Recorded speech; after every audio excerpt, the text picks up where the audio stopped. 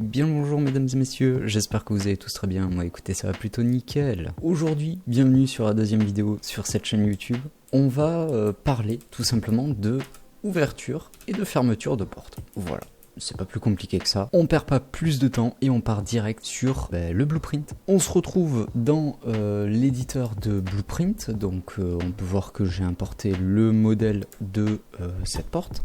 Pour ceux qui seraient intéressés d'avoir cette porte sur Unreal Engine, je vous mettrai le lien en description, c'est une porte que j'ai téléchargée sur Sketchfab. Il faudra faire attention aussi à l'agencement du static mesh component, donc faire en sorte que le door frame soit le papa de tout le monde et le door handle soit l'enfant de tout le monde. Parce que bien évidemment, si on regarde, quand la porte elle va s'ouvrir et se fermer, il faut que la poignée puisse suivre, mais que le door frame, lui, ne bouge pas, qu'il reste intact. Donc maintenant que ces précisions ont été faites, on va direct appuyer sur le bouton Add. On va descendre un petit peu plus bas pour aller dans la catégorie collision et on va ajouter ce qu'on appelle une box collision. La box collision, moi je vais la nommer Trigger Box. Voilà, tout simplement, on va pas s'emmerder. Et la Trigger Box, je vais la modifier pour qu'elle englobe bien comme il faut notre porte et qu'on ait aussi un petit peu de distance qu'on puisse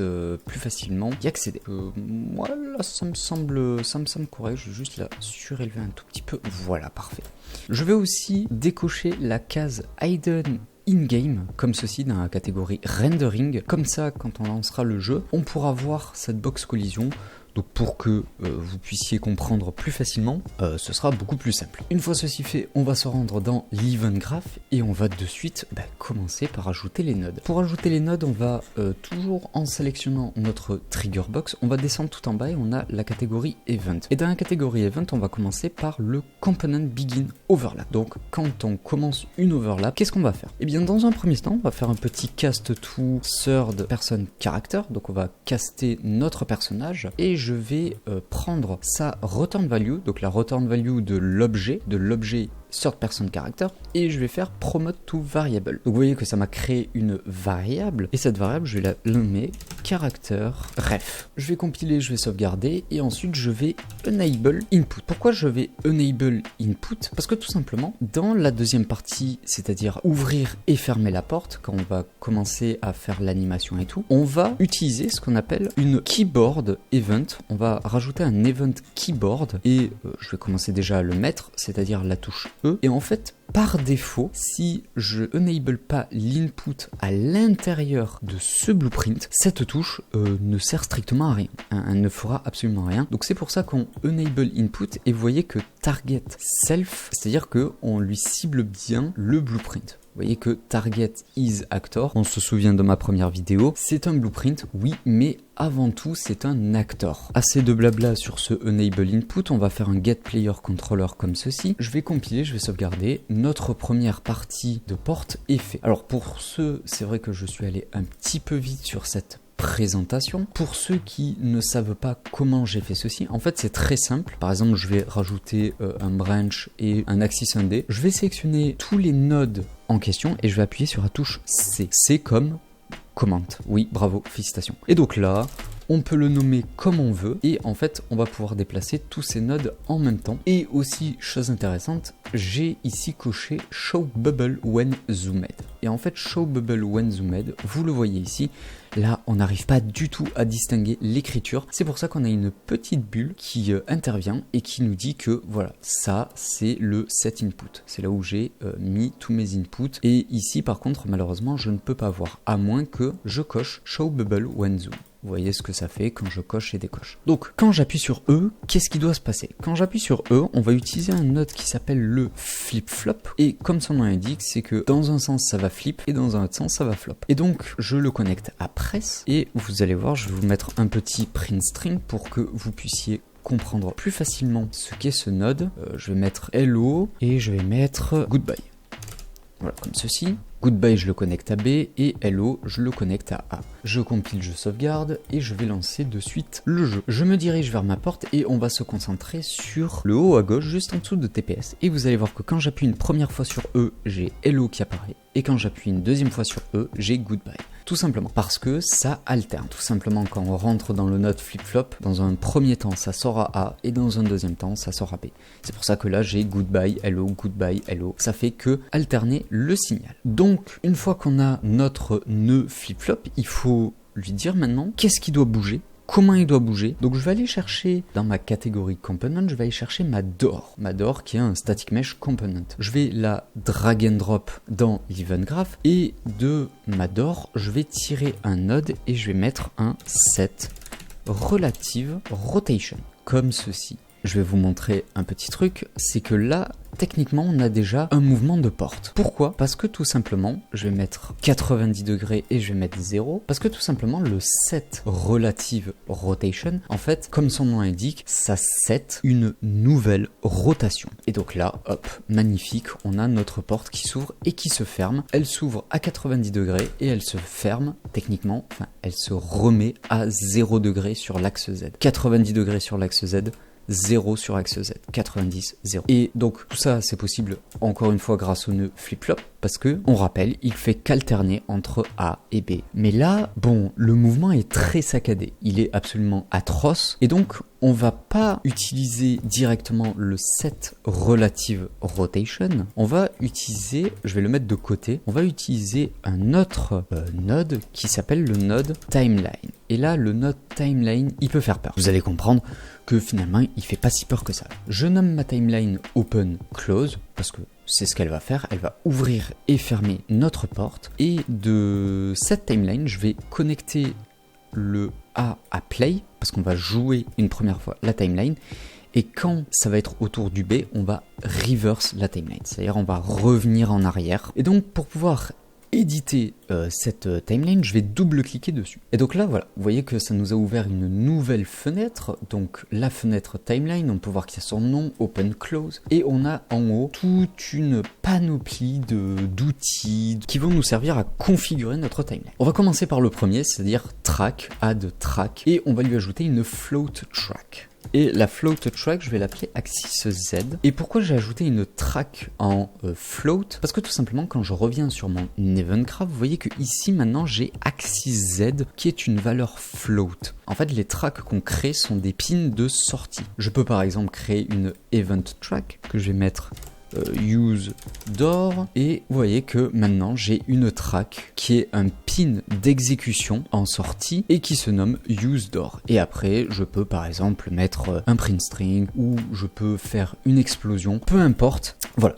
donc en fait chaque track qu'on crée dans la timeline sera une sortie, sera un pin de sortie. Donc je vais supprimer cette timeline useDoor et je vais rester sur ma track axis Z qui est une track float. Ici on peut voir qu'il y a écrit length, donc longueur de la timeline. Donc la longueur, moi je veux qu'elle fasse 1 seconde parce que, ouais non, on peut mettre même 1,25. Voilà, on est gentil, on met 1,25 en termes de longueur de timeline. Comment on lit une timeline? Sur l'axe horizontal, c'est le temps et sur l'axe vertical, c'est tout simplement les valeurs. On va faire un petit clic droit et on va faire un petit add key to curve float 0 et vous voyez que ça nous a ajouté un petit point et en fait ce petit point vous voyez que il y a deux valeurs. Quand là elles n'y étaient pas, quand on sélectionne notre point on a deux valeurs. La valeur temps, vous voyez que quand je la bouge mon point se déplace le long de l'axe horizontal et l'axe value, quand je bouge cet axe, enfin ces valeurs,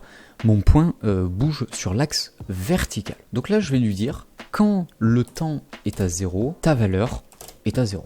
Tout simplement. Et je vais lui dire que à sa valeur 1, il l'obtiendra quand on est à 1,25. Donc voilà, c'est jamais très précis, il faut toujours venir un petit peu réactualiser venir corriger les valeurs avec nos outils. Donc là, quand le temps est à 1,25, ta valeur est à 1. Je vais venir aussi faire un petit clic droit auto, qui interpolation, parce que on était sur du linéaire. en fait, on était sur une courbe linéaire. Et si jamais vous avez un petit peu touché au monde du montage vidéo, de l'animation 3D, 2D, etc., vous savez que le linéaire, c'est pas toujours le plus beau à regarder. Et donc c'est pour ça qu'on vient casser cette linéarité en lui mettant du auto. Et en fait, vous voyez que ça nous a créé un ease in et un ease out avec une valeur constante au milieu. Et en fait, c'est-à-dire qu'au début, on va avoir un mouvement très doux, on va avoir un mouvement linéaire au milieu, et après, vers la fin, pareil, on va avoir un mouvement très doux à la fin. Et donc, on a configuré notre timeline. Et pourquoi on a configuré la timeline comme ceci? Parce que tout simplement, je vais aller chercher ce qu'on appelle un lerp, donc dans la catégorie float. Le lerp, ça se présente comme ceci. Je vais zoomer un petit peu, voilà, j'ai zoomé au maximum, même tant qu'on y est. On a 3 pins en entrée. On a le pin A, le pin B et le pin alpha. Et on a un pin float en sortie. Le lerp, ça fonctionne comme ceci. Voyez-le comme une ligne, voyez-le comme une ligne. À l'extrémité gauche, il y a la valeur A, à l'extrémité droite, il y a la valeur B, et l'alpha, c'est le curseur. Si, mettons, je mets 1 à A et 2 à B, et que l'alpha, il est à 0,5. La return value de toute cette opération d'entrée, ce sera 1,5. Pourquoi 1,5? Parce que l'alpha est à 0,5, c'est-à-dire il est à mi-chemin entre la valeur A et la valeur B. Donc, la moitié entre 1 et 2, et bien c'est 1,5. Voilà, tout simplement. Et donc, l'alpha ne peut pas aller en dessous, enfin ne fera plus rien s'il est en dessous de 0 et ne fera plus rien s'il est au-dessus de 1. Donc, c'est pour ça qu'on a mis notre axis Z avec une valeur de 1 et de 0. Parce que tout simplement, on va passer de la valeur A à la valeur B. Donc, je vais tout configurer. Donc, c'est-à-dire la valeur 1, c'est 90, parce qu'on veut que notre porte bouge de 90 degrés sur l'axe Z. Et en A, on va mettre 0.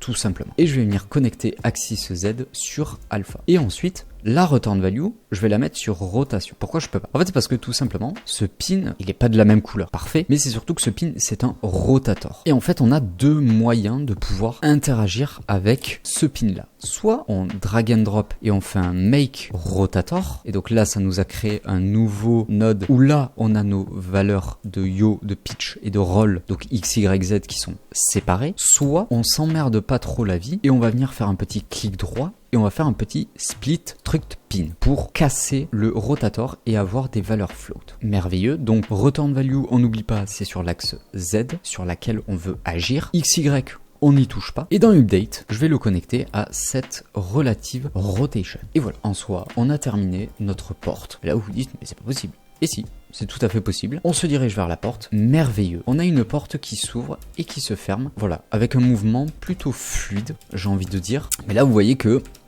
petit problème. Petit problème, c'est que je suis sorti de ma zone, mais je peux toujours interagir avec ma porte. Moi, j'aimerais que quand je quitte ma zone, j'arrête tout simplement d'interagir avec ma porte. Imaginons, je vais interagir avec mes autres blueprints.